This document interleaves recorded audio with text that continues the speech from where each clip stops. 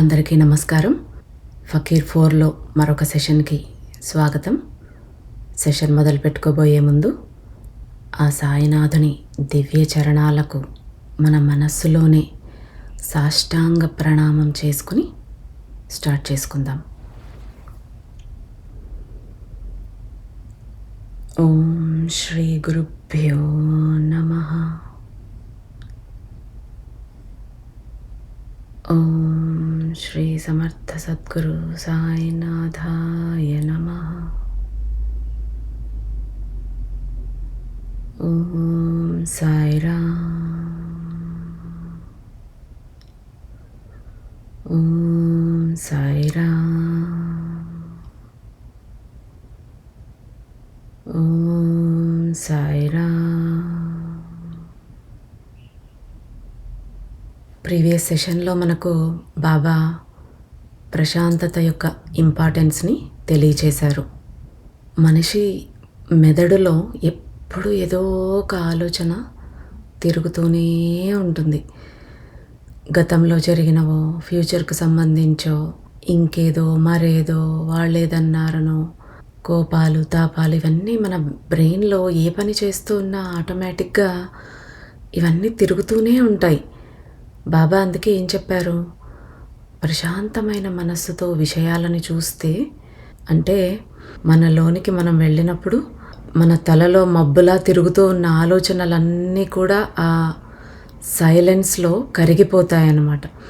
అలాంటి ప్రశాంతమైన క్షణంలో ఆత్మతో కనెక్ట్ అవ్వగలుగుతాం. ఆ ఆత్మతో కనెక్ట్ అయినప్పుడు మనకు అసలు సత్యం ఏది అనేది బోధపడుతుంది. మనం ఎంత వ్యర్థంగా పనులు చేస్తూ ఉన్నాం, ఎంత అనవసరమైన కోరికలతో కాలయాపన చేస్తూ ఉన్నాం, ఎలాంటి మాటలు మాట్లాడుతూ ఉన్నాం అనేది మనకే ఒక క్లియర్ పిక్చర్ అనేది అర్థమవుతుంది. ఆ ప్రశాంతమైన మనస్సుతో మనం విషయాలను చూసినప్పుడు మన లైఫ్లో మెయిన్ ప్రయారిటీస్ అన్నింటినీ కూడా మనము ఏ క్లాషెస్ లేకుండా ఫుల్ఫిల్ చేసుకోగలుగుతాం. మన జీవితం అనేది ఒక ఆర్డర్లో నడుస్తుంది. అది జరగలేదే, ఇది చేయలేకపోయానే అనే దిగులు అనేది ఉండదు. అలాగ మనం ప్రాక్టీస్ చేస్తూ ఉంటే అది మనల్ని మోక్షం వైపు, అంటే మన అసలైన ప్రయారిటీ, మన అసలైన పర్పస్ ఆఫ్ లైఫ్ వైపు తీసుకుని వెళుతుంది. మనం చేసే తప్పుడు ఆలోచనలు, తప్పుడు పనుల వల్ల, తప్పుడు మాటల వల్ల కర్మ అకౌంట్ని ఓపెన్ చేసేసుకుంటాం.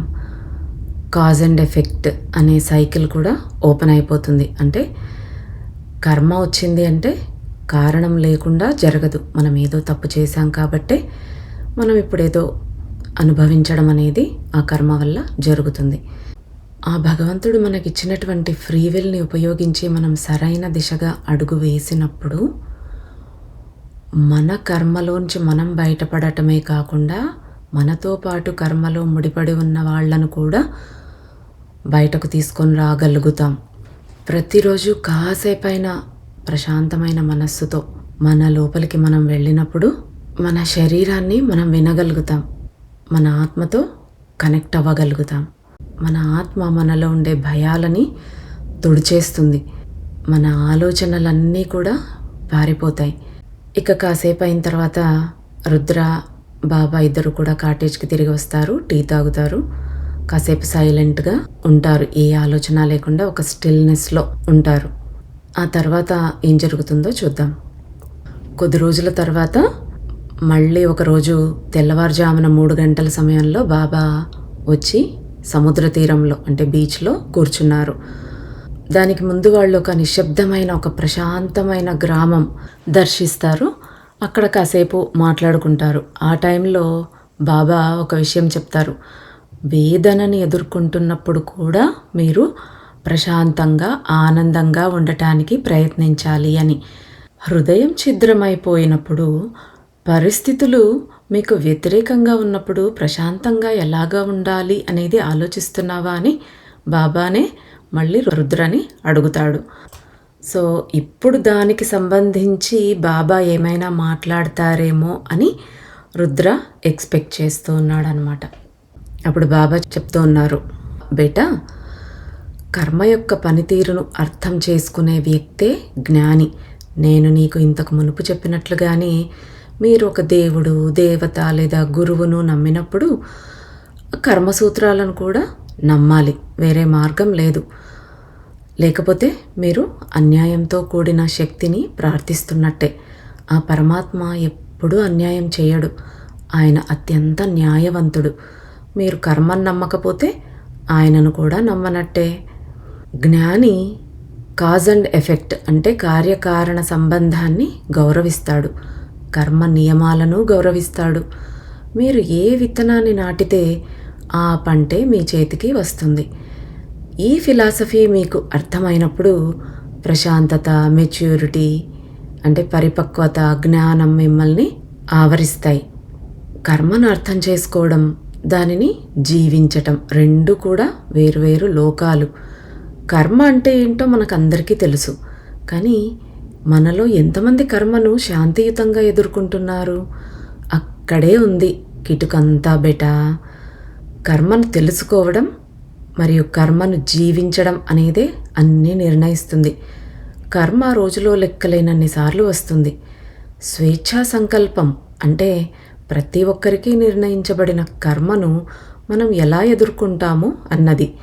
కర్మను స్వేచ్ఛా సంకల్పంతో ఎలా స్వీకరిస్తామన్న దాని నుంచే జ్ఞానం అనేది వస్తుంది.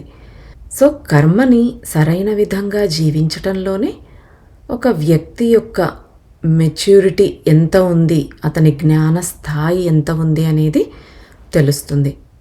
మనం ఎప్పుడు అయ్యో నాకే దేవుడా ఎందుకు ఇన్ని బాధలు, నేను ఎవ్వరికి ఏ హాని తలపెట్టలేదు, ఎంత మంచిగా జీవిస్తున్నాను, ఎంత బుద్ధిమంతుణ్ణి అనేసి మనమే ఇంకా లోకంలో బుద్ధిమంతులం అన్నట్టుగా భగవంతుణ్ణి అంటూ ఉంటాం, నాకెందుకు ఇచ్చావు ఈ కష్టాలు అని.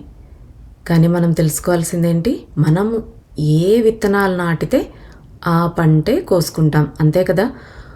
గోధుమ విత్తనాలు నాటి వరి కోసుకోమంటే ఎలాగా రాదు కదా. ఏ విత్తనాలు నాటితే ఆ పంటే వస్తుంది. అంటే మనం ఇప్పుడు ఏదో ఎదుర్కొంటున్నాం, బాధపడుతున్నాము అంటే మనము అలాంటి చెడు లేదా హాని ఎవరికో చేశామన్నమాట మనం. అందుకే ఇప్పుడు ఆ బాధని మనం కూడా టేస్ట్ చూస్తూ ఉన్నాం. ఏది కూడా కారణం లేకుండా జరగదు. మనం ఇంతకుముందు కూడా తెలుసుకున్నాం, మన కారణ శరీరంలో అన్నింటికి కారణం అనేది ఉంటుంది.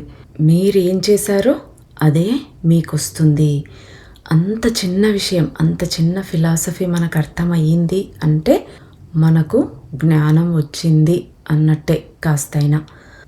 అదే కర్మను అర్థం చేసుకోవటం అంటే ఎందుకు కష్టం వచ్చింది అని బాధపడకుండా మనం చేసిందే మనకు వచ్చింది అని అర్థం చేసుకోవటం. కానీ ఆ అర్థం చేసుకోవడం, ఆ కర్మని జీవించడం రెండు వేర్వేరు లోకాలు అంటున్నారు బాబా. అంటే కర్మని జస్ట్ ఎలా వచ్చింది అనేది అర్థం చేసుకుంటే సరిపోదు. మనకందరికీ తెలుసు చేసిన దాని నుంచే వచ్చింది. మరి ఇప్పుడు వచ్చిన కష్టాలని, బాధలని, ఆ కఠినమైన పరిస్థితులను ఎలా ఎదుర్కొంటూ ఉన్నావు? నీకు ఒక ఫ్రీ విల్ ఉంది. ఆ ఫ్రీ విల్తో నువ్వు దాన్ని శాంతియుతంగా ఎదుర్కొంటున్నావా, లేదా దుఃఖంలో, బాధలో మునిగిపోయి డిప్రెషన్లోకి వెళ్ళిపోవటము, సూసైడ్ల దాకా వెళ్ళిపోవడం ఇలాంటివి చేస్తూ ఉన్నావా? అక్కడ నీ ఫ్రీ విల్ని ఎలా యూస్ చేస్తున్నావు అనే దాని నుంచే మనకు నిజంగా జ్ఞానం అనేది వచ్చిందా లేదా, మన స్థాయి, జ్ఞానం యొక్క స్థాయి ఎంత, మనలో ఎంత మెచ్యూరిటీ వచ్చింది అనేది అర్థమవుతుంది అనేసి చెప్తూ ఉన్నారు. అంటే కర్మను సరైన విధంగా జీవించటంలోనే ఆ వ్యక్తి యొక్క జ్ఞాన స్థాయి అనేది తెలుస్తుంది. కర్మలన్నీ కూడా శూన్యమైపోయే వరకు మనం జన్మ తీసుకుంటూనే ఉంటాం. మనం జన్మ తీసుకున్నాము అంటే మనం చేసిన కర్మలు అనుభవించాల్సినవి ఉన్నాయి కాబట్టి అనుభవించటానికే వచ్చాము అనేది తెలుసుకోవాలి. జ్ఞానం మరియు తెలివితేటలు ముఖ్యం. కానీ జ్ఞానం అనేది మనం జీవితాన్ని ఎలా జీవిస్తూ ఉన్నాం, ప్రతి క్షణాన్ని జీవించటంలో మనం మన బెస్ట్ ప్రయత్నం, మన బెస్ట్ ఇస్తున్నామా లేదా ఈచ్ మూమెంట్ అనేది. అంతేకాకుండా మన విధిని మనం ఎలాగ స్వీకరిస్తూ ఉన్నాం అనే దాని ద్వారా వెల్లడవుతుంది. ఈ జ్ఞానం మనలో వచ్చినప్పుడు మనం ప్రశాంతంగా మారిపోతాం. ఆ ప్రశాంతత వల్ల మనం ఇంకా లోపలికి వెళ్ళడానికి, ప్రతి క్షణాన్ని ఇంకా ఉన్నతంగా జీవించటానికి ఉపయోగపడుతుంది. ఆ క్షణం మీలో ఒక నిశ్చలత అనేది వచ్చేసి శాంతి కాముకుడిగా మారిపోతారు. కంపాషనేట్గా అంటే ఎంతో కరుణతో, లెస్ జడ్జిమెంటల్గా మారిపోతారు. ఆత్మ విచారణ ప్రక్రియ అంటే సెల్ఫ్ ఎంక్వైరీ ప్రక్రియ ద్వారా వెళ్ళినప్పుడు మీరు ఆత్మ విచారణ ద్వారా తెలుసుకున్న మీ బలాలేంటో, బలహీనతలు, పరిమితులు అనే మీ ఆ ముడి పదార్థాన్ని, మీ కర్మను లేదా విధిని ఎలా స్వీకరించాలో తెలిసిన జ్ఞానంతో కలిపినప్పుడు పరిణామం చెందిన ఆత్మగా మారతారు. ఇది సరళమైన తత్వశాస్త్రం వలె సులభము లేదా క్లిష్టము కూడా. బాబా ఏమంటున్నారు? జ్ఞానము, తెలివితేటలు ముఖ్యమే. మనకు శ్రీకృష్ణుడు భగవద్గీతలో కూడా జ్ఞానయుగంలో ఇదే చెప్తారు. ఎన్ని యోగాలు, ఎన్ని యజ్ఞాలు చేసినా అన్నీ కూడా ఎక్కడ కలుస్తాయంటే జ్ఞానంలో. సో జ్ఞానం అనేది అన్నింటికంటే శ్రేష్టమైనది. మనం చేసే కర్మ, దాని వెనక కారణము, ఆ కర్మ వల్ల వచ్చిన ఫలితము అన్నీ కూడా కొంచెం కూడా శేషం అనేది లేకుండా నిశ్శేషంగా జ్ఞానంలో కలిసిపోతాయి. కాబట్టి జ్ఞానం అనేది చాలా ఇంపార్టెంట్. కానీ బాబా ఏమంటున్నారు? జ్ఞానం అనేది ఇంపార్టెంట్, కానీ మీరు మీ జీవితాన్ని ఎలా జీవిస్తున్నారు అనేది ఇంకా ఇంపార్టెంట్. ఎప్పుడు నేను, నాది అనే ఆ అహంలో, ఈగోలో ఉంటూ ఉన్నామా, స్వార్థంలో ఉంటూ ఉన్నామా, లేదా దాన ధర్మాలు చేస్తూ నేను అనే కర్తృత్వ భావన లేకుండా, ఫలాపేక్ష లేకుండా, నేను ఒక 100 రూపాయలు దానం చేశాను కాబట్టి నా ఫోటో పేపర్లో పడాలి అన్నట్టుగా మనము దాన్ని ఫలాన్ని ఆశిస్తాం ఒక పని చేసినప్పుడు. అది లేకుండా ప్రతి పని చేస్తూ ఉండాలి. మన జీవితాన్ని ఎలా జీవిస్తున్నామనేది చాలా ఇంపార్టెంట్. ప్రతి క్షణము మంచిగా, ఉత్తమంగా ఉండటానికే ప్రయత్నం చేయాలి. మనం ఎలా అంటే బుక్స్ చదివినప్పుడు లేదా ఏదైనా ప్రవచనం విన్నప్పుడు, ఈ భగవద్గీతనో అలాంటివన్నీ వింటూ జరుగుతూ ఉన్నన్ని రోజులు అసలు మన థాట్ ప్రాసెస్ చేంజ్ అయిపోతుంది. ఎంత శాంతి కాముకుడిగా మారిపోయాను నేను, అందరినీ క్షమించేశాను, నాకు ఎవరి మీద కోపం లేదు అన్నట్టు మనం ఫీల్ అవుతూ ఉంటాం. కానీ సడన్గా ఒక్కసారి ఏదైనా దుఃఖం రావటం, లేదా ఒకరు ఏదైనా అవమానించినప్పుడు, మనల్ని కోప్పడినప్పుడు, తిట్టినప్పుడు మళ్ళీ మనలో నుంచి, లోపల నుంచి ఇంకా ఒక రాక్షసుడు బయటకు వచ్చేస్తూ ఉంటాడు. అంతవరకు నేను చాలా మారిపోయాను, నా ఆలోచన సరళి అంతా చేంజ్ అయిపోయింది, ఇంకా నేను దేనికి చలించను అన్న తీరుగా ఉన్న మనం కూడా ఆ చిన్నది ఒక్క ఒడిదుడుకులు రావడం అనేది జరగంగానే మనలో ఉన్న అసలు స్వరూపం బయటకు వచ్చేస్తుంది. అలా కాకుండా ప్రతి క్షణం ఎరుకలో ఉండాలి. ప్రతి క్షణం we have to try our best. అవన్నీ విన్నవన్నీ గాల్లో కలిసిపోకుండా వాటిని పాటించటానికి ప్రయత్నిస్తూ, ఆ క్షమాభావంతో, సేవాభావంతో ఉంటూ, ప్రతి క్షణాన్ని యాక్సెప్ట్ చేస్తూ, మన ఫేట్ని, మనకి ఏమి రాసిపెట్టి ఉన్నా, ఏది ఎలాంటి పరిస్థితి వచ్చినా దాన్ని యాక్సెప్ట్ చేస్తూ మనం ముందుకు వెళ్ళినప్పుడు అప్పుడు నిజంగా నువ్వు జ్ఞానవంతుడివి అన్నట్టు. ఆ జ్ఞానం సంపాదించినది మన లైఫ్లోకి అప్లై చేసినప్పుడు నిజంగా జ్ఞానవంతులం అవుతాం. అప్పుడు మన లైఫ్ ఎలా ఉంటుందంటున్నారు బాబా? ఆ జ్ఞానం మనలో వచ్చినప్పుడు ఎంతో ప్రశాంతంగా మారిపోతాం. మనలోకి మనం వెళ్ళటం, ఒక నిశ్చలమైన స్థితిలో ఉండటం, నిజంగా శాంతి కాముకుడిగా ఉండటం, ఎవరిని జడ్జి చేయకుండా కరుణతో, బాబా వాళ్ళు ఎలా అయితే ఉంటారో అందరి మీద కరుణతో ఆ గురువులు, అలాగా మనం కూడా మారిపోతామన్నమాట.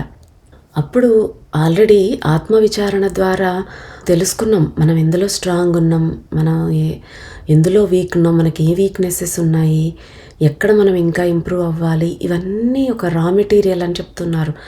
వాటిని మనకున్న జ్ఞానంతో మిక్స్ చేస్తాం. అప్పుడు ఆ బలహీనతలో కొట్టుకుపోకుండా మనలో ఏదైతే స్ట్రాంగ్ పాయింట్ ఉంటుందో దాన్ని పట్టుకుని మన బలహీనతని అధిగమించటానికి ప్రయత్నం చేయగలుగుతాం. అలాగా మనం జ్ఞానాన్ని ఉపయోగించుకొని ముందుకు వెళ్ళినప్పుడు మన ఆత్మ అనేది ముందుకు వెళుతుంది. మనం అన్నీ తెలుసుకుని కూడా మన బిహేవియర్ ఇంతకు ముందు ఉన్నట్టుగానే సేమ్ ఉందనుకోండి, ఏ ఉపయోగము లేదు. అవి తెలుసుకుని మనల్ని మనం మార్చుకుంటూ ఒక్కొక్క విషయంలో మనలో ఎన్నో ఉంటాయి మారాల్సినవి. నాకేం లేవు, నేను పర్ఫెక్ట్ ఉన్నానని అందరూ అనుకుంటారు. కానీ మనకు ఒక్కొక్క సిచ్యుయేషన్ వచ్చినప్పుడు మనలో ఒక్కొక్కటి దుర్గుణం ఉందా, ఎలాంటి భావాలు ఉన్నాయి అనేది మనలో బయటపడుతూ ఉంటాయి. మనము ఇలాగ ప్రయత్నం చేస్తూ మనల్ని మనం ఫిక్స్ చేసుకుంటూ మంచిగా ముందుకు వెళుతూ ఉన్నా కూడా ఎప్పుడో ఒకసారి మళ్ళీ ఏదో ఒక సిచ్యుయేషన్ లాగేస్తూ ఉంటుంది. మాయ అంటే అదే అనమాట. కాబట్టి మనం ఆ పరమాత్ముడి పాదాలు గట్టిగా పట్టుకుని ఉన్నప్పుడు మనము అలాగ జారిపోకుండా, అటు ఇటు పడిపోకుండా మన ఆత్మ ముందుకు వెళ్ళేలాగా బిహేవియర్ అనేది మనం మార్చుకోగలుగుతాం అన్నమాట. చెప్పటానికి చాలా ఈజీగానే ఉంటుంది. బాబా అదే అంటున్నారు, అది ఎంత ఈజీగా అనిపిస్తుందో అంత కష్టం కూడా. ట్రై చేస్తున్న వాళ్ళకి డెఫినెట్గా అది అర్థమవుతుంది. ఎంత ఆధ్యాత్మికతలో ఉన్నా కూడా మనకు ఒక్కోసారి చట్టున కోపం వచ్చేస్తుంది. ఎవరినో ఒకరిని ఏదో ఒక మాట అనేస్తూ ఉంటాం. మనలో ఈ అరిషడ్ వర్గాలు అనేవి ఉన్నంత వరకు ఇది ఇలా జరుగుతూనే ఉంటుంది. అవి మనలోనే ఉన్న అంతఃశత్రువులు. అందుకనే వాటన్నింటి మీద మాస్టరీ సాధిస్తేనే మనకి ఇంకా జన్మ ఉండదు. ఏదో ఒక లోపం అనేది మనలో ఉంది కాబట్టే, అంటే ఆ కామక్రోధ లోభ మోహ మద మాత్సర్యాల్లో ఏదో ఒకటి మనం ఫిక్స్ చేసుకోవాల్సినది ఉంటూనే ఉంటుంది. వాటి కోసమే ఇలా జన్మల పరంపర అనేది కొనసాగుతూ ఉంది. మనకి గమనించుకుంటే ఎవరికి వాళ్లకు ఖచ్చితంగా తెలుస్తుంది, మీలో ఒకరంటే అసూయ ఉందా, కోపం ఉందా.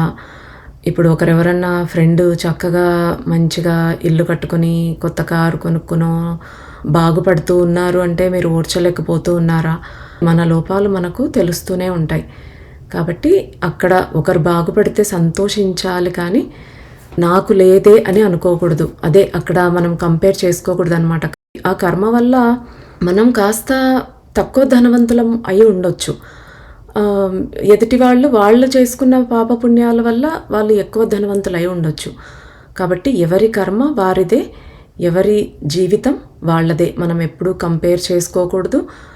వాళ్ళకుంది నాకు లేదే అని అనుకోకుండా మనకి ఎలా ఉందో దానితో సంతృప్తిగా బ్రతకటానికి ప్రయత్నం చేయాలి.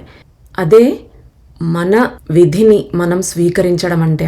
మనకెంత ఉందో అంతలో హ్యాపీగా ఉన్నదాన్ని బట్టి మన లైఫ్ని లీడ్ చేస్తూ ఉంటాం. అదే కర్మని స్వీకరించటం. కర్మ అంటే యాక్చువల్గా మనము గతంలో చేసినది ఇప్పుడు దాని ఫలాన్ని అనుభవిస్తూ ఉన్నాం. అది మంచైనా చెడైనా, పాపకర్మైనా పుణ్యకర్మైనా. అదే ఫ్రీ విల్ ఏం చేస్తుంది, ఇప్పుడు నువ్వు ఎలా ఉంటూ ఉన్నావు, నీ రెస్పాన్స్ ఎలా ఉంటుంది, నీ థింకింగ్ ఎలా ఉంటుంది, నీ మాట ఎలా ఉంటుంది, నువ్వు చేసే పని ఎలా ఉంటుందో, ఈ ఫ్రీ విల్ అనేది నీ ఫ్యూచర్ కర్మని డిసైడ్ చేస్తుంది. మన ప్రారబ్ధ కర్మ వల్ల మనం ఇప్పుడు అనుభవిస్తూ ఉన్నాం. మన ఆగామి కర్మని ఇప్పుడు మన ఫ్రీ విల్తో తయారు చేసుకుంటూ ఉన్నాం ఫ్యూచర్ కోసం. ఫ్రీ విల్ని అందుకే అంత జాగ్రత్తగా ఉపయోగించాలి. ఆ ఫ్రీ విల్ని మనం కరెక్ట్ వేలో ఉపయోగించినప్పుడు మన నెక్స్ట్ ఫ్యూచర్లో రాబోయే కర్మని ఎంతో నివారించుకోవటానికి అవకాశం ఉంటుంది. అందుకే కర్మని ప్రశాంతంగా ఎలా స్వీకరించాలో తెలిసిన వ్యక్తికి జీవితం సులభంగా మారిపోతుంది.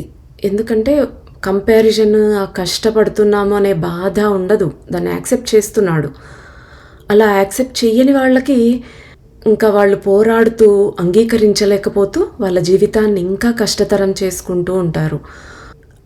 ఆ కర్మ అనుభవంతో పోరాటం, అంగీకరించలేకపోవటం అంటే ఉన్నదాన్ని యాక్సెప్ట్ చేయలేక పక్కన వాళ్ళని చూసి ఓర్చలేకపోవడం, ఇలాంటివన్నీ అన్నమాట.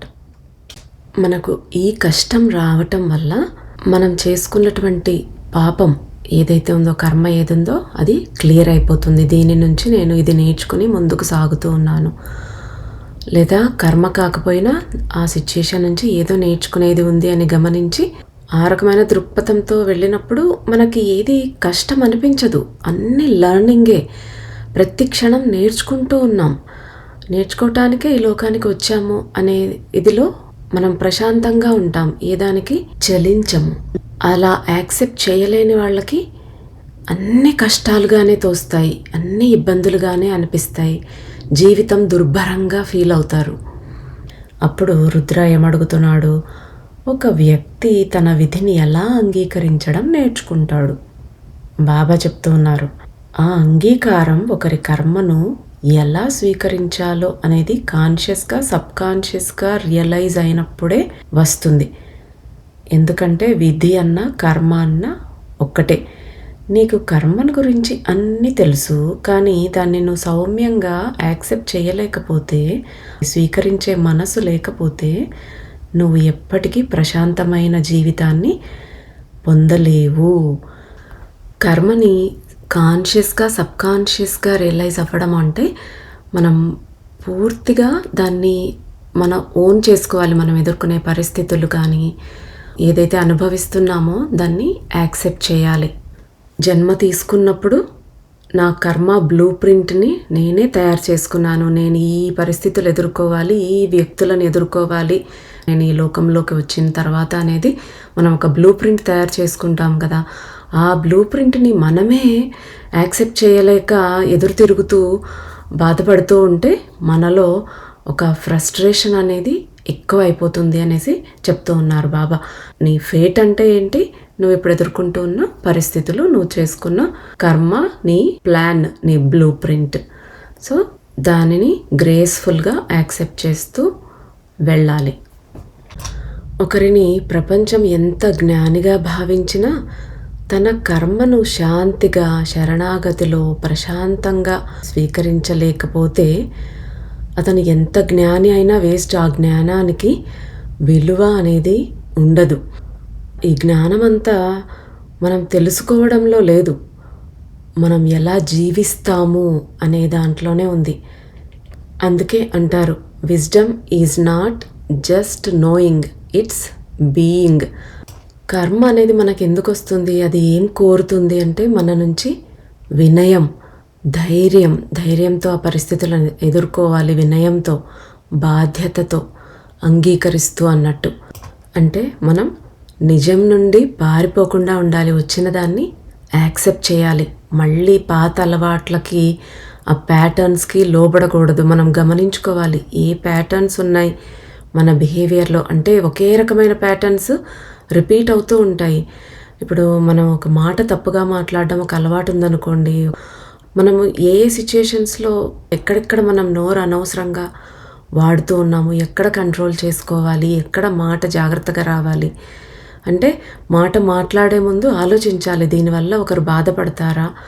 ఒక మాట తప్పుగా మాట్లాడితే ఎదుటి వ్యక్తిని బాధ పెడుతుంది. ఎదుటి వ్యక్తి మన వల్ల బాధపడ్డాడు అంటే మనకు కర్మ వస్తుంది. అదొక ప్యాటర్న్ అలాగే రిపీట్ అవుతూ ఉంటుంది. అలాగే కోపము అన్నీ కూడా అనమాట ఒక నమూనా లాగా అవే రిపీట్ చేస్తూ ఉంటాం. సో అలాంటి వాటికి మళ్ళీ లొంగిపోకుండా ఉండాలి. తర్వాత చేసే పని ఫలితాన్ని ఎక్స్పెక్ట్ చేయకుండా ప్రతి క్షణాన్ని పూర్తిగా జీవిస్తూ మైండ్ఫుల్గా ఎంజాయ్ చేస్తూ జీవించాలన్నమాట. అంటే కర్మని అంగీకరిస్తూ మన బెస్ట్ మనము ఉండటానికి ప్రయత్నం చేసినప్పుడు మనం నిలబడగలుగుతాం. మరి మన ఉత్తమమైన శ్రేష్టమైన ప్రయత్నం మనం చెయ్యాలి అంటే మనకు కర్మ పనితీరు తెలియాలి. అలాగే మన ఫ్రీ విల్ యొక్క పవర్ ఏంటో అర్థం కావాలి. అంటే ఇప్పుడు కర్మ, స్వేచ్ఛా సంకల్పం ఆ రెండు కలిసి పని చేయాలి. అప్పుడు స్థిరత్వం వస్తుంది. అనుభవిస్తున్న కఠినమైన సమయాలని ఏది ఎలా ఉందో దాన్ని పూర్తిగా అలాగే స్వీకరించాలి. దానితో పోరాడకూడదు. అలా ఉండకూడదు, ఇలా కాకూడదు, అట్లా ఇంటే బాగుండు అలా భావించకుండా వచ్చిన పరిస్థితిని శాంతిగా అంగీకరించడం మనం వేయాల్సిన ఫస్ట్ స్టెప్. ఆ తర్వాత ఇప్పుడు మనం ఎలాగ స్పందించాలి, దానికి బాధపడుతూ కూర్చోవాలా లేదా నెక్స్ట్ స్టెప్ ఏంటి, దీనికి నేను ఏం చేయాలి అనేది మన స్వేచ్ఛా సంకల్పం, మన ఫ్రీ విల్ నిర్ణయిస్తుంది.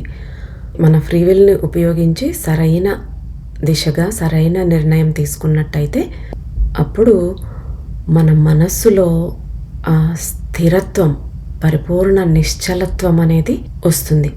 కాబట్టి కర్మ, ఫ్రీ విల్ అనేవి చేయి కలిపి పనిచేస్తూ ఉన్నప్పుడు మన హృదయం ప్రశాంతతకి నిలయం అవుతుంది.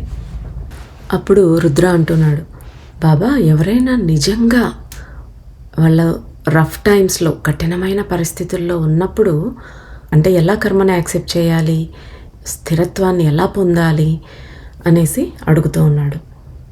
బాబా ఏం చెప్తున్నారంటే, ప్రశాంతంగా దాన్ని యాక్సెప్ట్ చేసి ఆ కర్మను అనుభవించినప్పుడు అక్కడితో అది అయిపోతుంది. అలా కాకుండా ఇంకా బలహీనంగా తయారైపోయి, సహనం కోల్పోయి నెగిటివ్గా మారిపోయినప్పుడు ఏమవుతుంది, మరిన్ని తప్పులు చేస్తూ మరింత కర్మని సృష్టించుకుంటాం. కాబట్టి ఆ టైంకి ఎంతకాలం కర్మను అనుభవించాలో అది ఫాస్ట్గా ఫినిష్ చేసుకుంటామా, ఇంకా ఎక్కువ రోజులు దాన్ని పొడిగించుకుంటామా, ఎక్స్టెండ్ చేసుకుంటామా అనేది మనపైనే ఆధారపడి ఉంటుంది అని చెప్తూ బాబా ఒక ఎగ్జాంపుల్ చెప్తూ ఉన్నారు మనకి ఈజీగా అర్థమవటం కోసం. ఒక వ్యక్తి ఉన్నాడు, తను నిద్రపోవాలని ఎంతో ప్రయత్నిస్తూ ఉన్నాడు, కానీ నిద్ర పట్టట్లేదు. అలాంటప్పుడు నిద్ర రావట్లేదు అనేసి అటు ఇటు దొర్లి ఇంకేదో ట్రై చేసి ఇంకా కోపంగా మారిపోయి ఎందుకు నాకు నిద్రే రాదు అని అసహనంగా రెస్ట్లెస్గా ఆ రోజు రాత్రంతా గడపడం ఒక చాయిస్ ఆ వ్యక్తికి.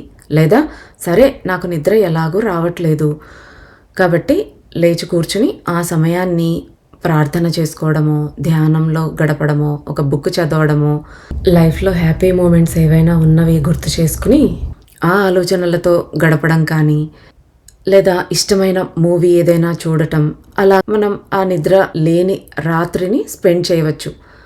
ఆ రాత్రి సమయం మనం నిద్రపోయినా పోకపోయినా అది డ్యూరేషన్ అయితే సేమ్ ఉంటుంది.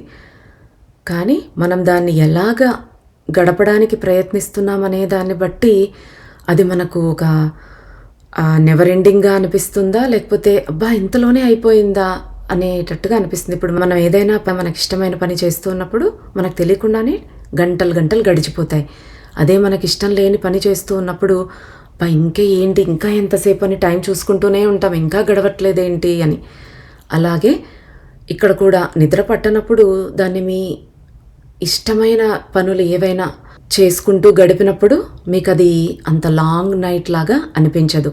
అసహనంగా ఉంటే ఎంతకు గడిచిపోని రాత్రి ఏంటిరా అనేసి అనిపిస్తూ ఉంటుంది. సో ఇక్కడ కర్మ ఏంటి, నిద్ర పట్టట్లేదు. మన ఫ్రీ విల్ ఏంటి, మనం ఏదో ఒక ఇష్టమైన పని చేస్తూ గడుపుతూ ఉన్నామా, లేదా అసహనంగా అటు ఇటు దొర్లుతూ ఇంకా మిజరబుల్గా తయారవుతున్నామా అని. అలాగే మన కర్మ విషయంలో కూడా ఇదే వర్తిస్తుంది అనేసి చెప్తున్నారు. మనం ఒక అనుభవం గుండా వెళ్ళాల్సి వచ్చినప్పుడు అది ఎలా వెళ్ళాలి అనుకుంటూ ఉన్నాం, దాన్ని మరింత భయంకరంగా చేసుకుంటున్నామా, లేదా ప్రతి క్షణము ప్రశాంతంగా గడపడానికి ప్రయత్నం చేస్తున్నామా. మనకు ఆ కర్మను ప్రశాంతంగా ఎలాగా యాక్సెప్ట్ చేయాలి అనే దాని గురించి బాబా మనకు ఈ ఎగ్జాంపుల్ అనేది చెప్పారు. బాబా కర్మని ఎదుర్కోవడానికి సులభమైన మార్గం ఏమిటి? ఇక్కడ రుద్ర బాబాని ఇంటర్వ్యూ చేస్తూ ఉన్నట్టుగా ఉంది. క్వశ్చన్ల మీద క్వశ్చన్లు బాబా సింపుల్గా చెప్పేస్తూ ఉన్నారు. కర్మతో వ్యవహరించటానికి సులభమైన మార్గం ప్రశాంత శరణాగతి ద్వారా సాధ్యమవుతుంది. నీ పరిస్థితులతో సంబంధం లేకుండా నువ్వు ఎప్పుడూ giving your best to each moment, అదే ఉత్తమమైన మార్గం. ఒక గురువుకైనా, మనం నమ్మిన దేవతకైనా, ఎవరికైనా పూర్తిగా శరణాగతి చేసి మన ప్రతి క్షణాన్ని వారి పాదాల వద్ద అంకితం చేయాలి. అంతేకాకుండా ఆ గురువును కానీ ఆ భగవంతుణ్ణి మన పట్ల గర్వంగా ఫీల్ అయ్యేలాగా మన ప్రవర్తన అనేది ఉండాలి. దానికి నిస్వార్థమైన ప్రేమ కావాలి.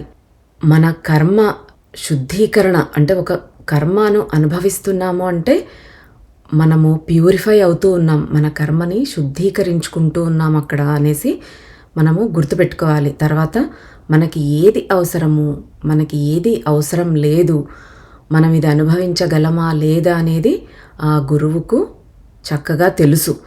కాబట్టి ఆయనకు పూర్తిగా శరణాగతి చేసి ఆయనకే వదిలేసినట్టయితే ఆయన ప్లాన్ ప్రకారమే ఇదంతా నడుస్తూ ఉంది, నేనేమి చెయ్యట్లేదు, ఆ భగవంతుడే మొత్తం నడిపిస్తూ ఉన్నాడు అంతే అనేసి శరణాగతిలో పూర్తిగా ఆయన మీద వదిలేసినప్పుడు అదే కర్మతో వ్యవహరించటానికి ఉత్తమమైన మార్గం. మీ జీవితాన్ని మీరు ఇలా జీవించగలిగితే మీకు ఇంక ఏ ఫిలాసఫీలు, ఏ తత్వాలు అవసరం లేదు.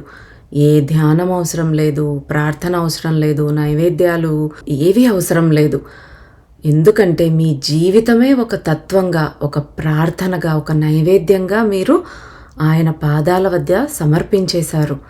కాబట్టి అనుక్షణం మీరు స్థిరమైన ధ్యాన స్థితిలో ఆయన ఆ పరమాత్మతో అనుసంధానమై శరణాగతిలో జీవిస్తూ ఉన్నప్పుడు ఆయనతో ఎప్పుడూ ఏకమై ఉంటావు. ఈ ప్రజెంట్ మూమెంట్తో ఏకమై ఉంటావు. అప్పుడు ఇంకా నీకు ఏవి వేరే సాధనలే అవసరం లేదు, ఇలా జీవించడం మనకు వచ్చినప్పుడు అనేసి చెప్తూ ఉన్నారు బాబా. గుర్తుంచుకోండి, వ్యక్తి శరీరాన్ని వదిలి తీర్పు కోసం హాజరు కావలసి వచ్చినప్పుడు, అంటే మనం చనిపోయి ఆ ధర్మదేవత ముందు నిలబడినప్పుడు ఆ సమయంలో ఆ వ్యక్తికి తన ఆలోచనలను కానీ, మాటలను కానీ, తను చేసిన చర్యలను వివరించటానికి కానీ, సమర్థించుకోవటానికి ఏ హక్కు కానీ, ఏ శక్తి కానీ ఉండదు. కర్మకు లాజిక్ లేదా సమర్థించుకోవడం కానీ, ఒక ఎమోషన్ అనేది కానీ లేదు. ఇది కారణం యొక్క ఫలితం, కాజ్ అండ్ ఎఫెక్ట్ అంతే.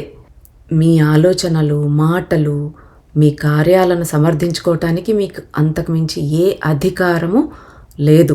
2+2 అంటే ఆల్వేస్ 4. అది 3 అవ్వదు, 5 అవ్వదు, ఆల్మోస్ట్ 4 అవ్వదు. కేవలం 2+2 అంటే 4 అంతే. అలాగా అంత ఖచ్చితంగా కర్మ నియమం అనేది వర్క్ అవుతుంది.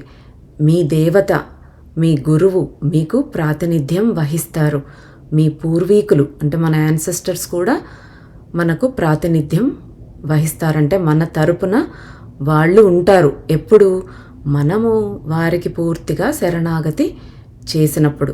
కానీ మీరే దేనికైనా జస్టిఫికేషన్కు ప్రాధాన్యత వహించలేరు. అంటే మన తప్పులని మనము జస్టిఫై చేసుకోలేము. నేను దానికి చేశాను, దీనివల్ల అలా చేయాల్సి వచ్చింది అని మనకు సమర్థించుకోవటానికి ఏమాత్రం అవకాశం అనేది ఇవ్వబడదు. అది మీరు చేసినదే కాదు, అలాగే చెయ్యంది కూడా. మనం చెప్పిందే కాదు, చెప్పనిది కూడా. అన్నింటికీ ఈ విషయాలన్నీ అమలులోకి వస్తాయి. అంటే తప్పు చేయడము, తప్పు జరుగుతూ ఉన్నప్పుడు కేవలం పరిశీలకుడిగా, అంటే తప్పు జరుగుతూ ఉంటే ఏమీ మెదపకుండా చూస్తూ ఉండటము కూడా రెండిటికి కర్మ అనేది మన అకౌంట్లోకి యాడ్ అవుతుందని శ్రీకృష్ణుడు చెప్పాడు. చెడు చేయటమైనా, చెడును సమర్థించటమైనా రెండూ కూడా కర్మతూనిక త్రాసులో, అంటే కర్మ వేయింగ్ స్కేల్లో ఆ రెండు కూడా తూచబడతాయి అన్నమాట. ఒక వ్యక్తి చాలా తప్పు చేసినప్పుడు ఆ వ్యక్తిని మనం జడ్జి చేసినా లేదా అతన్ని దూషించినా ఆ వ్యక్తితో మనము మన కర్మ అకౌంట్ని స్టార్ట్ చేసేసామని అర్థం చేసుకోమని చెప్తూ ఉన్నారు బాబా. మీకు ఎటువంటి సంబంధం లేని వ్యక్తితో, అసలు సంబంధించని పరిస్థితిలో నిజాయితీగా మీకు కరెక్ట్ ఏంటి, సత్యం ఏంటి, అసలు అక్కడ వాస్తవంగా ఏం జరిగింది అని కారణం తెలియకుండా అనవసరంగా నోరు తూలినందుకో, జడ్జి చేసినందుకో వాళ్ళతో మన అకౌంటు ఓపెన్ అయిపోతుంది. ఆ పరిస్థితితో మనకి ఏ సంబంధం లేదు, ఆ వ్యక్తి మనకు తెలియదు, అయినా కూడా ఆ వ్యక్తితో మనకు కర్మ అకౌంట్ ఓపెన్ అయిపోతుంది. సో చాలా జాగ్రత్తగా ఉండాలి. ఎంత టైం వేస్ట్ చేసుకుంటున్నారు, ఎంత ఎనర్జీని, మీకు ఎదగటానికి ఎన్ని రకాలుగా మీకు అవకాశాలు ఇచ్చినా కూడా మీరన్నీ కూడా వేస్ట్ చేసుకున్న వాళ్ళు అవుతారు. తరచుగా కర్మ సంబంధాలు, అవేంటి కర్మ సంబంధాలు అనేవి మన ఆలోచనలు, మాటలు, మన డీడ్స్ అంటే మన చర్యలు తప్ప ఇంకేది కాదు. అవే మన కర్మలు. మనలో ఉండే అజ్ఞానం, అహంకారం, మూర్ఖత్వం, స్టూపిడిటీ, వీటి వల్లనే మనకి ఆ కర్మ సంబంధాలనేవి వచ్చాయి. ఒకరితో కర్మ సంబంధం. మనం ఇప్పుడు ఒక ఫ్యామిలీగా వచ్చాము అంటే ఈ ఫ్యామిలీలో భర్త, భార్య, పిల్లలు ఎవరైతే ఉన్నారో, తల్లిదండ్రులు, వీళ్ళందరితో మనకి కర్మ అకౌంట్ అనేది ఉంది. ఎప్పుడు గత జన్మల్లో వాళ్ళతో కర్మ అకౌంట్ ఓపెన్ చేసుకొని వచ్చాం. ఆ కర్మను తీర్చుకోవటానికే ఈ జన్మలో మనము వాళ్ళని మన కుటుంబ సభ్యులుగా తీసుకొని వచ్చి వాళ్ళ ద్వారా సంతోషాన్నైనా బాధనైనా అనుభవిస్తూ ఉంటాం. రుణానుబంధ రూపేణ పశుపత్ని సుతాలయ. అంటే ఎవరితో అయినా రుణం అంటే ఇచ్చిపుచ్చుకోవడాలు, కర్మబంధం ఉన్నప్పుడే పశువులైనా, పత్ని అయినా, పిల్లలైనా, ఒక ఇల్లైనా మనకు కర్మ సంబంధంతోనే మన జీవితంలోకి వస్తారు. కాబట్టి కర్మ ఫలితాలు నీ తలుపు తడుతూ ఉన్నప్పుడు అవి ఇచ్చిపుచ్చుకునే సంబంధాల వల్ల, అజ్ఞానంతోనో లేక సాధారణ జ్ఞానం లేని పరిస్థితి వల్లనే వచ్చిన ఆ అనుభవాన్ని ప్రశాంతంగా ఎదుర్కో. దానిని గౌరవంగా, జ్ఞానంతో, కొంచెం హాస్యభావంతో, అంటే మన జీవితంలో కాస్త హ్యూమర్ కూడా ఉండాలి. ఎంత కష్టాలున్నా సెన్స్ ఆఫ్ హ్యూమర్ అనేది పోకూడదనమాట. మనకు వచ్చిన దాన్ని, మన లాట్లో ఉన్నదాన్ని గౌరవంగా, జ్ఞానంతో, కొంచెం సెన్స్ ఆఫ్ హ్యూమర్తోనే స్వీకరించాలి. బలాన్ని, వివేకాన్ని కోరుకోవాలి. ఏ అనుభవమైనా ఇచ్చిపుచ్చుకోవడమే. మన జీవితంలో మనకు తారసపడే ప్రతి పాత్ర, ప్రతి వ్యక్తి కూడా మన ఎంపికలో భాగమే. మనమే చూస్ చేసుకొని, సెలెక్ట్ చేసుకొని తీసుకొని వచ్చుకున్నాం. కాబట్టి మనకు శత్రువులు ఎవ్వరూ లేరు. ఎవరిని శత్రువులుగా చూడవద్దు. అందరితో మనం ఏదో ఒకటి నేర్చుకునేదే ఉంటుంది. ఆ కర్మ అనుభవం ద్వారా పోతూ వారి నుంచి మనం ఏదో నేర్చుకోవడం, లేదా మన నుంచి వాళ్ళు ఏదో నేర్చుకోవడం అనేదే ఉంటుంది. మనకు అది లేకపోతే ఏ వ్యక్తి మన జీవితంలో తారసపడరు. మన ఫ్రెండ్స్, ఫ్యామిలీ, మన చుట్టుపక్కల వాళ్ళు ఎవరెవరితో ఇంటరాక్ట్ అవుతున్నామో ప్రతి ఒక్కరితో కూడా కర్మ సంబంధం అనేది ఉంది. అది మనం అంగీకరించగలిగితే అక్కడికి గేమ్ ఓవర్, ఇంక అయిపోయింది. మన కర్మ అక్కడికి పోతుంది. ప్రశ్నించామా, ఎదురు తిరిగామా, బాధపడ్డామా, ఆడిన ఆటే మళ్ళీ మళ్ళీ ఆడుతూ ఉండాలి. ఇంక ఇదే గేమ్ ఆడడం అంటే మళ్ళీ మళ్ళీ జన్మ తీసుకుంటూ మళ్ళీ కర్మని ఎదుర్కొంటూనే ఉండాలి. అందుకే బలాన్ని, వివేకాన్ని కోరుకో. వివేకం అంటే మనం ఎప్పుడు ఎలాగ వ్యవహరించాలి అనే తెలివి, ఆ వివేకం అనేది మనలో రావాలని ఆ భగవంతుణ్ణి కోరుకోవాలట. నీవు ఏదో ప్రారంభించావు, నీ గురువుకు మాత్రమే ఎప్పుడో తెలుసు. ఇప్పుడు ఒక బిల్ వసూలు చేసేవాడు ఒకడు నీ తలుపు తడుతూ ఉన్నప్పుడు ఆ బిల్లును గౌరవంగా, సమాధానంగా చెల్లించు. ఒకవేళ నిద్ర పోకుండా గడపవలసిన రాత్రి వస్తే అనుభవించిన కర్మ ఫలితాల ప్రభావం తప్పనిసరిగా ఎదుర్కోవాల్సిందే. అంటే నిద్ర పట్టని రాత్రి ఏదన్నా వస్తే you have to go through that. తప్పదు, యాక్సెప్ట్ చేయాలి. నువ్వు బిల్లు కట్టాలి. తిన్నావు, బిల్లు కట్టాలి అంటే కట్టాల్సిందే. నేనెందుకు కడతాను అంటే అవ్వదు కదా, నువ్వు కట్టాల్సిందే. అది యాక్సెప్ట్ చేయాల్సిందే. అనుభవించాల్సిన కర్మ ఫలితాల ప్రభావం తప్పనిసరిగా ఎదుర్కోవలసిందే. కానీ వాటిని నీవు స్వేచ్ఛా సంకల్పంతో కంట్రోల్ చేయగలం. ఏం కంట్రోల్ చేయగలం? దాని ఇంటెన్సిటీని కంట్రోల్ చేయగలుగుతాం. ఒక పరిస్థితి యొక్క తీవ్రత యొక్క పరిమాణాన్ని తగ్గించగలుగుతాం. ఎప్పుడు నువ్వు ఆ అనుభవాన్ని నీతో పాటు, నీతో ఇన్వాల్వ్ అయిన అందరి పట్ల ప్రశాంతతతో, కరుణతో ఎదుర్కోవాలని సంకల్పించుకున్నప్పుడు మాత్రమే సాధ్యమవుతుంది బేటా. మనము ఆ కర్మ అనుభవాన్ని అనుభవించాల్సి వస్తుంది. మనతోనే కాదు, మనతో ఎవరెవరైతే ఇన్వాల్వ్ అయ్యి ఉన్నారో ఈ కర్మ సంబంధంలో వాళ్ళందరితో కూడా ఎప్పుడూ ప్రశాంతంగానే ఉండాలి. అప్పుడే మనం ఈ పరిస్థితులను దాటి వెళ్ళగలుగుతాము. అప్పుడే ఆ కర్మ తీవ్రత అనేది తగ్గించుకునే అవకాశం ఉంది. మన స్వేచ్ఛా సంకల్పం అంటే ఒక వ్యక్తి పట్ల, ఒక పరిస్థితి పట్ల మనం ఎలాగా వ్యవహరిస్తున్నాము, ఎలా మాట్లాడుతూ ఉన్నాము, ఇంకా వాళ్ళకు చెడు చేయాలని చూస్తున్నామా, మంచి చేయాలని చూస్తూ ఉన్నామా, ధర్మపరంగా నిర్ణయం తీసుకుంటున్నామా, ఇంకా అధర్మం చేయటానికే మన మనసు మొగ్గు చూపుతోందా, అన్నీ మన నిర్ణయాన్ని బట్టే, మన స్వేచ్ఛా సంకల్పాన్ని బట్టే ఉన్నాయి. దాన్ని తప్పుగా ఉపయోగిస్తే కర్మని సృష్టించుకుంటాం. ఎంత ఎక్కువగా బాహ్య ప్రపంచం వైపు ఆకర్షితం అవుతామో అంత ఎక్కువగా ప్రతిస్పందిస్తూ ఉంటాం, అంత ఎక్కువగా ఆందోళన చెందుతాం, అంత ఎక్కువగా కర్మని సృష్టిస్తాం. ఇంకా మరే కారణం వల్ల కాదు, కేవలం స్వేచ్ఛా సంకల్పాన్ని తప్పుగా ఉపయోగించటం వల్ల మాత్రమే. మన మెదడు ఎప్పుడు కూడా ఈ మనస్సు, ఇంద్రియాలతో బాహ్య ప్రపంచం వైపే ఆకర్షితమవుతూ వాటి వైపే లాగబడుతూ ఉంటుంది. దానితో మనం తప్పులు చేస్తూ ఉంటాం. అలా కాకుండా దానిని అంతర్ముఖం చేయాలి. ఎప్పుడైతే బాహ్య విషయాల పట్ల కాకుండా అంతర్ముఖం చేస్తామో అప్పుడు మన గ్రోత్ అనేది మొదలవుతుంది. మన తప్పు తెలుసుకుని మళ్ళీ తప్పు చేయకుండా ఉండే జ్ఞానం అనేది కలుగుతుంది. ఒకసారి కర్మచక్రం ప్రారంభమైతే కొన్నిసార్లు అనేక జన్మల పాటు అంతులేని ఊబిలో ఇరుక్కుపోయే అవకాశం ఉంది. ఇదంతా నువ్వు స్వేచ్ఛా సంకల్పాన్ని వివేకంతో, జ్ఞానంతో ఉపయోగించకపోవటం వల్లనే. ఇప్పుడు నిందించుకోదగిన వాడు ఎవరు? ఎవరిని నిందించాలి? ఎవరిని ఇక్కడ బ్లేమ్ చేయాలి అంటే నిన్ను నువ్వే బ్లేమ్ చేసుకోవాలి. ఎందుకంటే నీ పరిస్థితి రావటానికి కారణం నువ్వే అనేసి చెప్తూ ఉన్నారు బాబా. ఒకరు మనకేదో చెడు తలపెట్టాడనుకోండి, ఆ వ్యక్తి చేసిన దానికి మనలో కోపం పెంచుకుని అలాగే ఉన్నామనుకోండి, మళ్ళీ అవకాశం కోసం ఎదురు చూస్తాం. ఇంకొకసారి వాడిని దెబ్బతీయాలి అని. ఈ జన్మలో చేయలేకపోతే ఆ కోపం అలాగే మన ఆత్మలో క్యారీ అయ్యి నెక్స్ట్ జన్మలో వచ్చి వాళ్ళ మీద పగ తీర్చుకోవటానికి దానికోసం జన్మ తీసుకోవాల్సి వస్తుంది. అలా కాకుండా వాళ్ళని క్షమించగలిగినప్పుడు కర్మచక్రాన్ని అక్కడికి బ్రేక్ చేసేయచ్చు, కర్మ సైకిల్ని.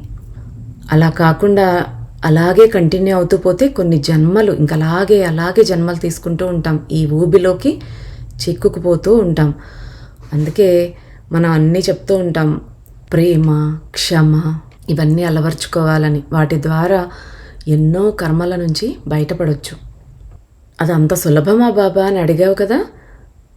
నిజంగా బేటా, ఇది నేను చెప్పినంత సులభము అండ్ కష్టం కూడా. ఎందుకంటే గుర్తుంచుకో, కర్మ అనేది స్వేచ్ఛా సంకల్పం ద్వారా సృష్టించబడుతుంది. దాన్ని తప్పుగా వినియోగిస్తే అలాగే ఆ కర్మ కొనసాగుతుంది. కర్మ ఖాతాను మన ఫ్రీ విల్ అనేదే ప్రారంభిస్తుంది. స్వేచ్ఛా సంకల్పాన్ని వివేకంతో ఉపయోగించినప్పుడు కర్మ అకౌంట్ క్లోజ్ అయిపోతుంది. కాబట్టి ఫ్రీ విల్ని చాలా జాగ్రత్తగా ఉపయోగించు బేటా. నీవు దాన్ని సరిగా అర్థం చేసుకోలేకపోతే లేదా సరిగా ఉపయోగించకపోతే నువ్వు తాత్కాలికంగా ఆ ఊబిలో నుంచి బయటపడ్డాను అని అనిపించవచ్చు, కానీ మళ్ళీ అదే బురదలోకే దూకే అవకాశం ఎప్పటికీ ఉంది. ఆ కర్మచక్రం ఎప్పటికీ ముగియదు. ఇంకా ఇప్పుడు చాలు అని నీకు నువ్వే నిర్ణయించుకునే వరకు అది కొనసాగుతూనే ఉంటుంది. అందుకే నీకు నువ్వే చెప్పుకోవాలి, ఇక చాలు, నేను ఆ బురద గుంట నుండి బయటకు వచ్చి ప్రవహించే చల్లని నీళ్లల్లో స్నానం చేస్తాను. మళ్ళీ ఈ కర్మ అనే బురద గుంటలోకి నేను దూకను. దట్స్ ఇట్ అని ఆ నిర్ణయం నువ్వే తీసుకోవాలి. ఎవ్వరూ నీకోసం నిర్ణయం తీసుకోరు. నీకోసం నువ్వే నీ ఫ్రీ విల్ని యూజ్ చేసి ఆ నిర్ణయం తీసుకోవాలి. మాస్టర్స్ కానీ గురువులు ఎవ్వరు కూడా నీ కర్మలో జోక్యం చేసుకోరు. ఎందుకంటే నువ్వు ఎంతగా అభివృద్ధి చెందావో లేదా ఎంత స్థిరంగా ఉన్నావా లేక వెనక్కి వెళ్ళిపోతున్నావా అనేది నువ్వే ప్రూవ్ చేయాలి. ఎవరి హెల్ప్ లేకుండా నీకు నువ్వే ప్రూవ్ చేయాలి దాన్ని. దీంట్లో అందమైన విషయం ఏంటంటే ఆధ్యాత్మిక లోకంలో ప్రతి క్షణం కూడా ఒక కొత్త ఆరంభం. అంటే ఎవ్రీ మినిట్ మనకు దొరికిన కొత్త అవకాశమే. అయిపోయింది, అక్కడ నేను చేయలేకపోయాని అని బాధపడవలసిన అవసరం లేదు. ఈ క్షణం నుంచి నువ్వు సరిగ్గా ఉండు, ఈ క్షణం నుంచి మంచిగా బిహేవ్ చేయి, మంచిగా మాట్లాడు. ప్రతి క్షణము నీకు అవకాశమే. అంటే ప్రతి క్షణము ఒక కొత్త స్టార్ట్ అనేదే మనకి. ప్రతి క్షణం మన కర్మ గుంట నుంచి బయటపడే అవకాశం. బయటపడతామా లేకపోతే ఇంకా లోపలికి దిగబడిపోతామా అనేది మన మీదే ఆధారపడి ఉంది. పరిస్థితి ఎంత గందరగోళంగా ఉన్నా ప్రతి క్షణం కూడా నీకు ఒక అవకాశమే, ఒక ఆరంభమే. మనం ఒక్కొక్క అడుగు వేసి విముక్తి చేసుకోవచ్చు. ముఖ్యంగా కర్మ ఎంత బలంగా మనపై ప్రభావం చూపించినా మనం ఎప్పుడూ కూడా అప్రమత్తంగా ఉండాలి. ఎందుకంటే ఒక్క తప్పు ఆలోచన, మాట లేదా పని కూడా మళ్ళీ మనల్ని వెనక్కు ఆ బురద గుంటలోకే నెట్టివేయవచ్చు. కొన్నిసార్లు అనేక జన్మల వెనక్కి కూడా నెట్టవచ్చు. భయం, కోపం ఈ రెండింటినీ ముఖ్యంగా దూరంగా ఉంచు. నీ పెండింగ్ కర్మకు భయపడకు. దాన్ని ప్రశాంతంగా శుద్ధి చేయటానికి ప్రయత్నించు. నీ కర్మ ఫలితంపై కోప్పడకు. దాన్ని ప్రశాంతంగా ఎదుర్కో. అమ్మో, ఇంత బాధని అనుభవించాలా అని భయపడిపోవద్దు అంటున్నారు బాబా. దాన్ని ఎలా అయినా ప్రశాంతంగా గోత్రు అయి దాని నుంచి ఇంకా బయటపడు. దాని మీద విరక్తి పెంచుకోవద్దు, కోపం పెంచుకోవద్దు. లైఫ్ మీద కోపం పెంచుకుని ఆత్మహత్యలు చేసుకుంటూ ఉంటారు. నా పరిస్థితి ఇంతే, నా జీవితం ఇంతేనా అంటారు అని ఆత్మహత్యలు చేసుకుంటే అక్కడితో ఏం బయటపడిపోరు.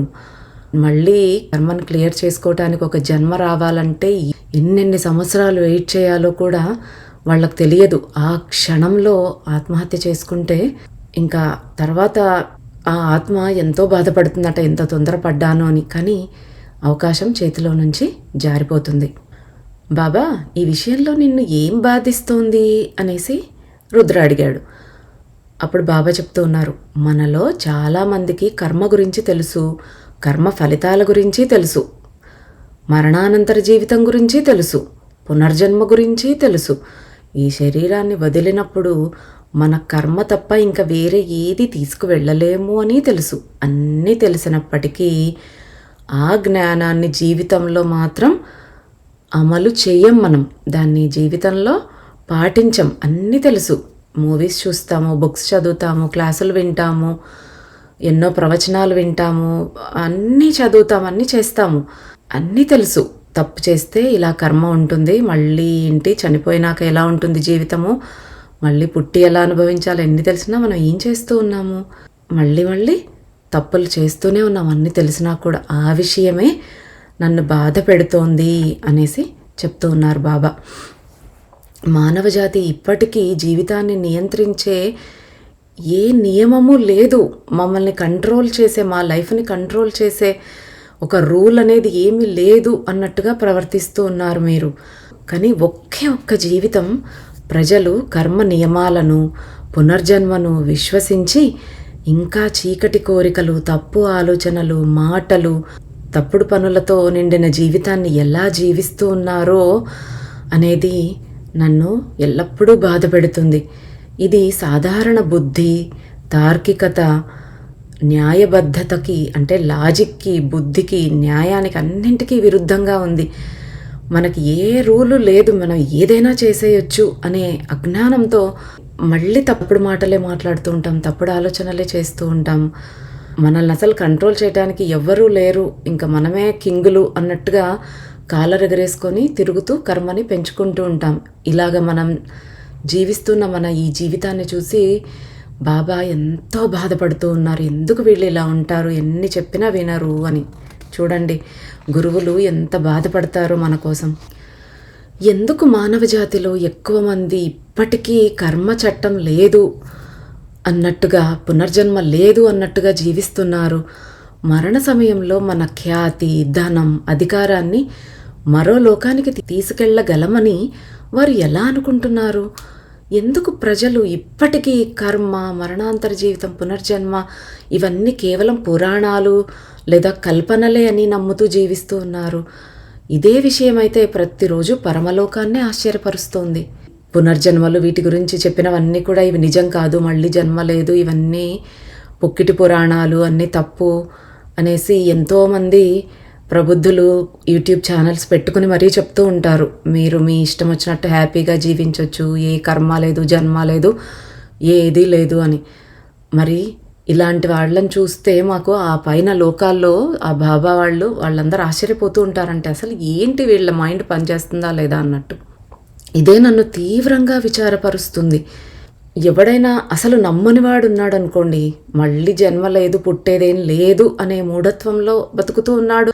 ఆ వ్యక్తి దృష్టిలో ఇదొక్క జీవితమే ఉండేది, మళ్ళీ పుట్టేదంటూ లేదు. ఇప్పుడు చాలా మనం ఇతర మతాల వాళ్ళు చెప్తూ ఉంటారు, మళ్ళీ జన్మ ఏం లేదు, ఇదొక్క జీవితమే ఉండేది, మళ్ళీ పుట్టడాలు అవన్నీ ట్రాష్.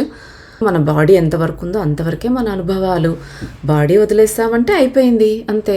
స్వర్గం లేదు, నరకం లేదు, ఆత్మ లేదు, ఏం లేదు అని అలాగ జీవించే వాళ్ళు తప్పులు చేస్తున్నారు అంటే ఓకే, ఐ కెన్ అండర్స్టాండ్. ఆ మూర్ఖులు ఇంకెలా ఉన్నారు, వాళ్ళంతే, వాళ్ళకున్న జ్ఞానం ఇంతే, సో వాళ్ళు తప్పులు చేస్తున్నారు అని. కానీ నువ్వు దేవుణ్ణి, గురువును నమ్ముతున్నావని చెప్తూ, మరణాంతరం జీవితం ఉందని నమ్ముతూ, కర్మకి ఫలం ఉంది అనేది తెలుసుకుంటూ, న్యాయం అనేది ఉంది, ధర్మం అనేది ఉంది అని తెలిసి కూడా పరమాత్మకు దగ్గర చెయ్యని జీవితాన్ని ఎందుకు గడుపుతున్నావు? అన్నీ తెలిసి కూడా ఎందుకు ఇంకా తప్పులు చేస్తూ ఉన్నావు? అసలు అది ఎలా సాధ్యం?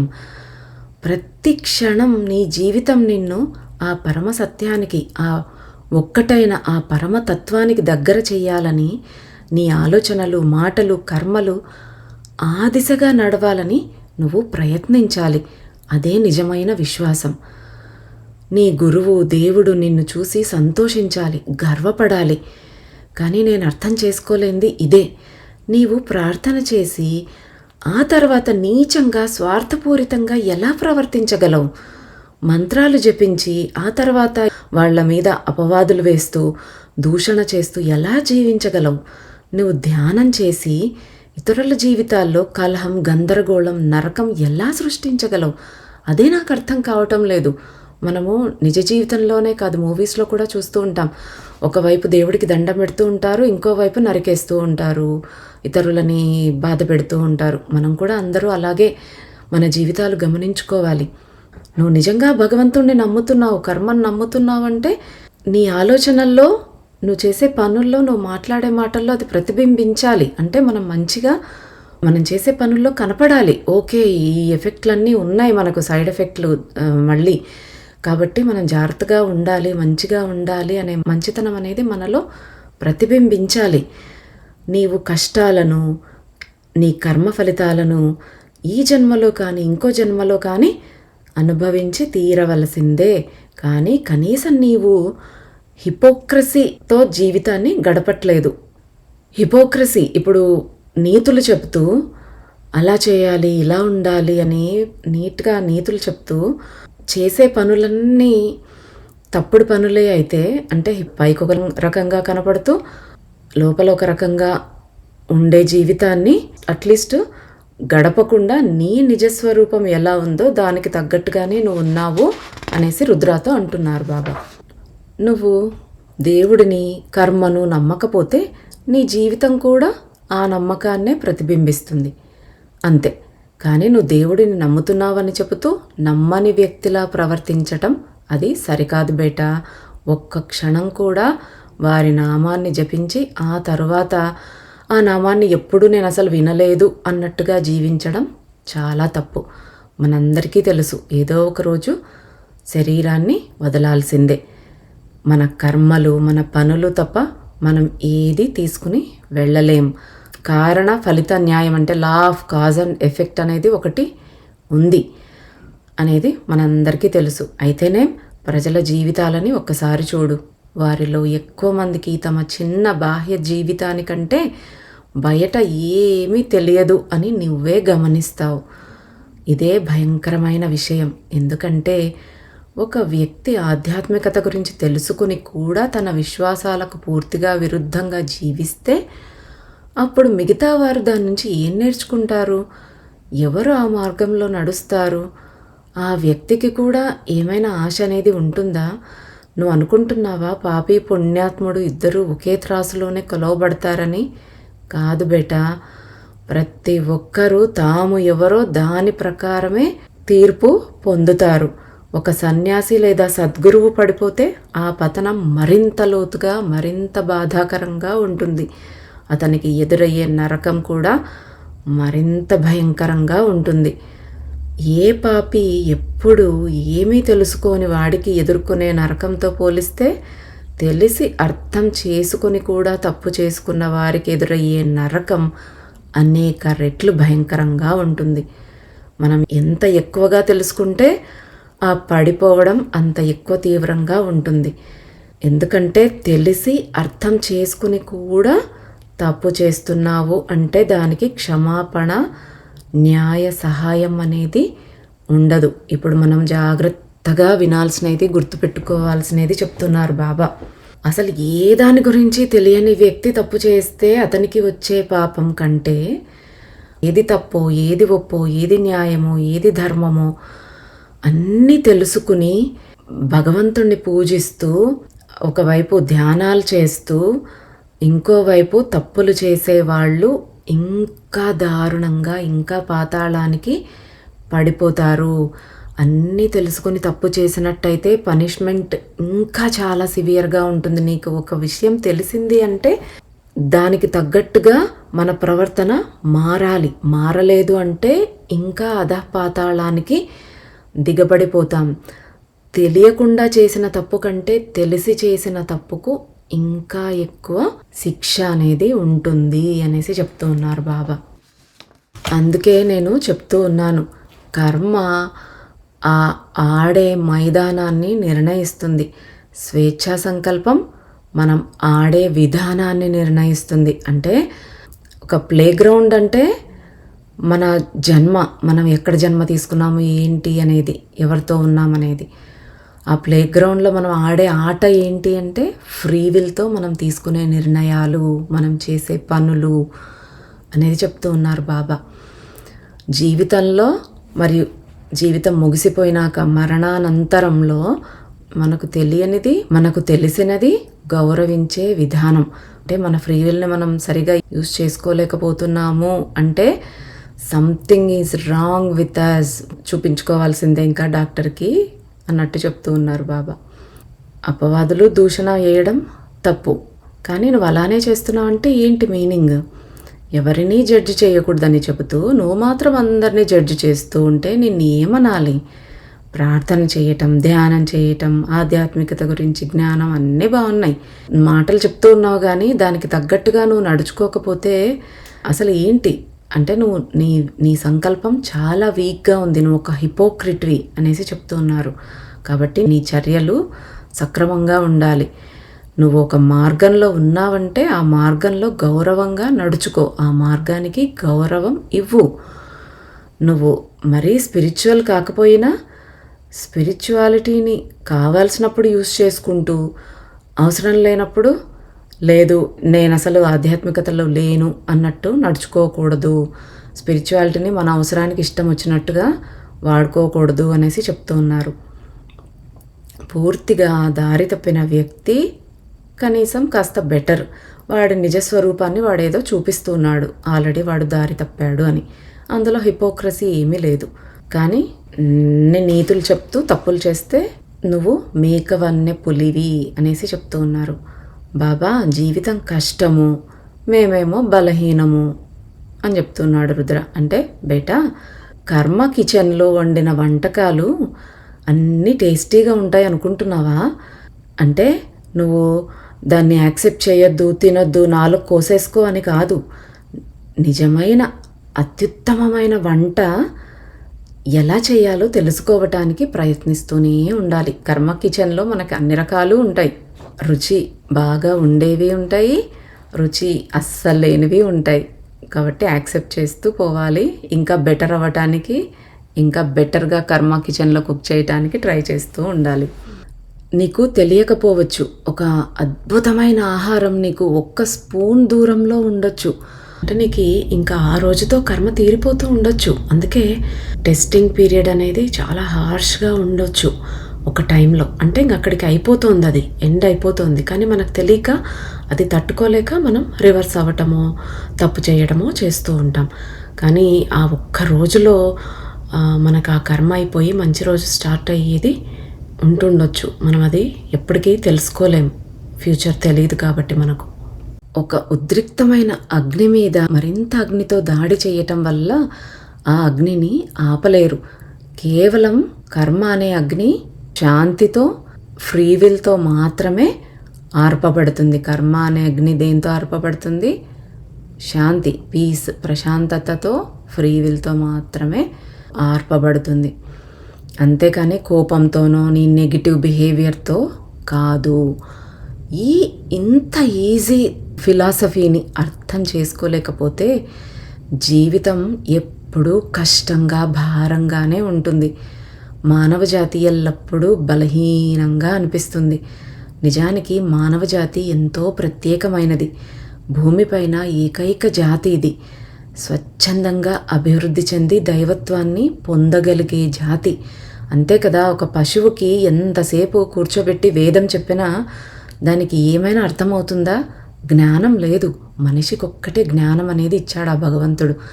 ఆ జ్ఞానంతోనే మనము ఆ భగవంతుణ్ణి చేరుకోవాలి. అంతేకాని ఆ జ్ఞానాన్ని తప్పుగా ఉపయోగించి జంతువు కంటే హీనంగా ప్రవర్తించకూడదు. కర్మ ఫలితాలు మరియు కర్మ భారాన్ని తేలిక చేయటానికి ఏం చేయాలి అంటే, కర్మను తగ్గించుకోవటానికి ఏం చేయాలి? సంతోషాన్ని పంచగలగాలి. ఒకరికి బాధ కాదు, సంతోషాన్ని ఇవ్వాలి. అత్యవసర పరిస్థితుల్లో ఉన్న వాళ్ళని చూసుకోవాలి. దానం చేయాలి, దాతృత్వంగా ఉండాలి. ఒకరి కన్నీటిని తొడవాలి, చిరునవ్వు పంచాలి. ప్రార్థనలు, ధ్యానం ఇవన్నీ ఉపయోగపడతాయి. మనము సేవ చేయాలి, కష్టాల్లో ఉన్న వాళ్ళని ఆదుకోవాలి. ధ్యానము, ప్రార్థనలు ఇవన్నీ కూడా మనం అవన్నీ చేయటానికి, మనం మంచిగా మారటానికి ఉపయోగపడతాయి. కానీ అన్నింటికన్నా మించినదేంటి? సమర్పణాభావం. ఆ పరమాత్మకి మనము సరెండర్ అవ్వాలి, సమర్పించుకోవాలి. మన మనస్సుని, మనల్ని పూర్తిగా ఆయన పాదాల మీద సమర్పించుకోగలిగితేనే మనకి కర్మలు అంటకుండా ఉంటాయి. ప్రతి క్షణం బెస్ట్గా జీవించాలి. ఎన్నో రకాలుగా చెత్తగా ప్రవర్తించాము. వర్స్ట్ బిహేవియర్ ఆల్రెడీ మనం చూసుకున్నాం. కానీ ఇప్పటి నుంచైనా మీ బెస్ట్ ఇవ్వండి, మీరు బెస్ట్గా బిహేవ్ చేయండి. ఆ పరమాత్ముడు సంతోషించేలాగా, ఆయన మన గురించి ప్రౌడ్గా ఫీల్ అయ్యేలాగా బిహేవ్ చేయండి. అంటే శాంతితో శరణాగతిలో ఉండండి. అలాగే అపరిమితమైన సహనంతో జీవించండి. మనం ఇప్పుడు ఒకరిని ఒక మాట అన్నా ఒక తప్పు చేస్తున్నాము అంటే కూడా మనకు ఫస్ట్ ఏంటి? పేషెన్స్ లేదు. ఆ పేషెన్స్ ఉంది అంటే ఒక మాట నోరు జారం, ఒక తప్పు పని చెయ్యము.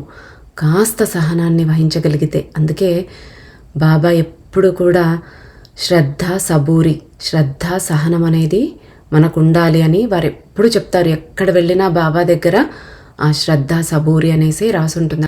వాటి గురించే ఎంతగానో బోధించడానికి ప్రయత్నించారు మనకి. బేటా, మరి వేరే మార్గమే లేదు. అప్స్ అండ్ డౌన్స్ అనేది కర్మచక్రంలో భాగం. ఎప్పుడైనా సరే కష్టంలో ఉన్నా, బాధలో ఉన్నా, సంతోషంలో ఉన్నా జాగ్రత్తగా జీవించాలి. ఎంత పైకి ఎగిరినా కిందికి భూమి మీదకే రావాలని మర్చిపోకూడదు. అంటే అహంకారం అనేది ఉండకూడదు అనేసి చెప్తూ ఉన్నారు బాబా. ఏదో ఒకటి సాధించామనో, లేదా ఇంత పైసలు ఉన్నాయనో, లేకపోతే మనకి ఏదో ఒక అవార్డు వచ్చిందనో పక్కన వాళ్ళని మీకు ఏమీ చేత కాదు అన్నట్టుగా మనం చూడకూడదు.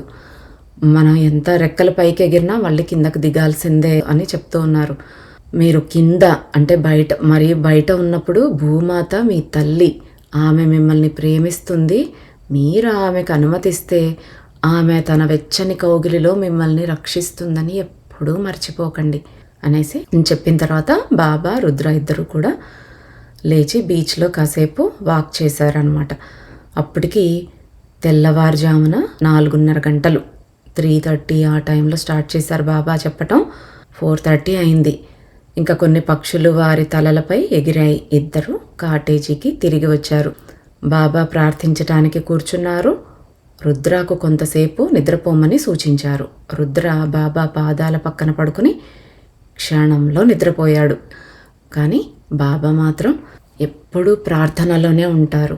మనం ఎన్నోసార్లు చూసాం, బాబా ఇంత సమయం ప్రార్థనలో గడిపారు, ఇంత సమయం మౌనంలో గడిపారు, ఇంత సమయం ధ్యానంలో గడిపారు అనేసి వింటూనే ఉంటాం.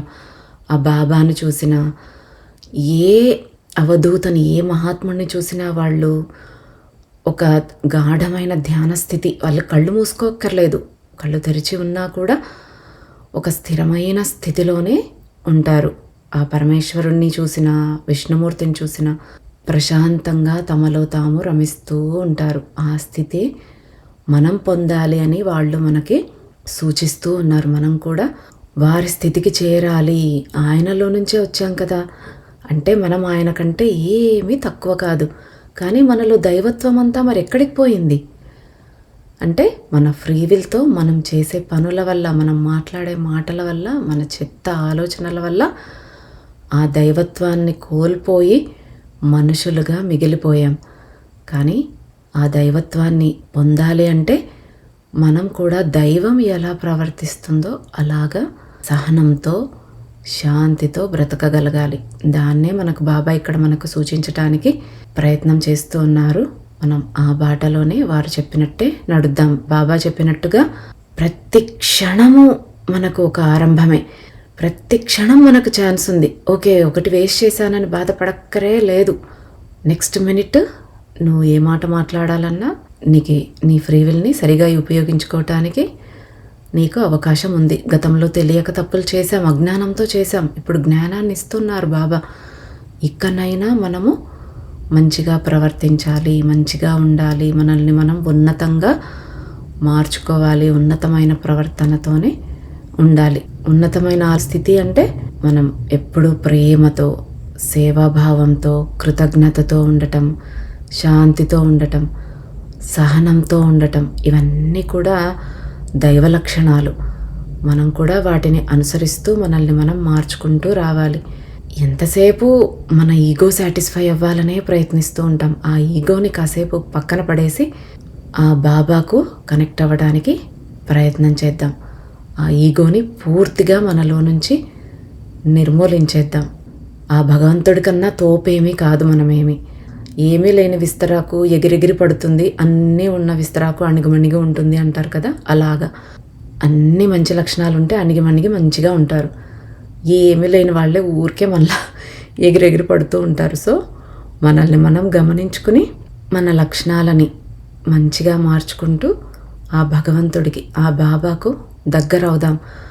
వాళ్ళు కూడా అసహించుకునే స్థితికి దిగజారిపోకుండా మనల్ని మనమే సేవ్ చేసుకుందాం. సరేనా? ఆ ప్రయత్నంలోనే అందరము ఉందాం. ఇక వచ్చే గురువారం మళ్ళీ కలుద్దాం. అంతవరకు సెలవు. సర్వం శ్రీ సాయినాథ చరణారవిందార్పణమస్తు. స్వస్తి.